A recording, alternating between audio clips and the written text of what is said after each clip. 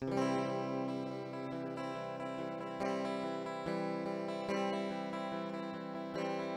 ήλιος που δει στο λιμάνι στα Χανιά, ανάμεσα στο φάρο και το κάστρο του Φύρκα,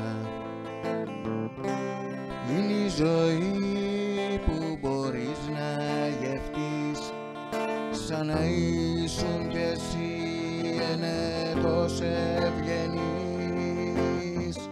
αφού το κάστρο είναι δικό μας τώρα πια και ο πορτοκάλις ήλιος είναι σημαία στα Χανιά.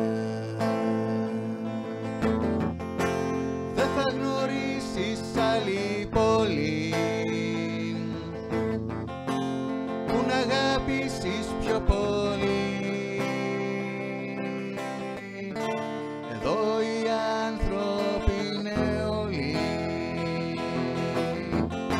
φιλόξενοι και ευγενικοί,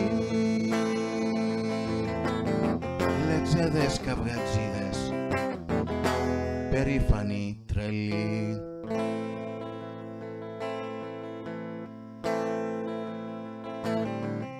Πιάσε μια ρακή και πάμε μαζί να σου δείξω τις όμορφιες μιας πόλης παλιάς. Στο πέρασμα του χρόνου τι θέλησαν πολλοί, Αραβές και Φράγκοι, Ενέτοι κι Οθωμανοί. Μα η πόλη είναι δική μας ξανά κι ο πορτοκάλις ήλιος σημαία στα Χανιά. Δεν θα γνωρίσεις άλλη πόλη που να αγάπησεις πιο πολύ. Εδώ οι άνθρωποι είναι όλοι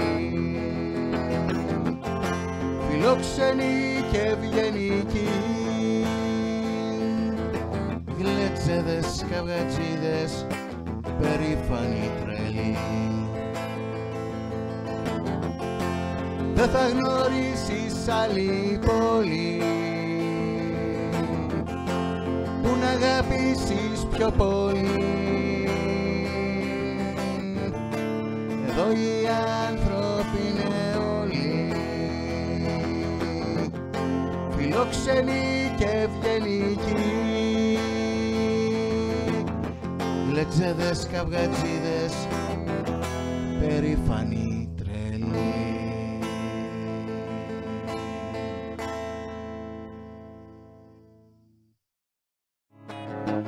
Αλφαβήτα ποιος δεν ξέρει το ελληνικό καλοκαίρι, γάμα δέλτα περνάει πιο καλά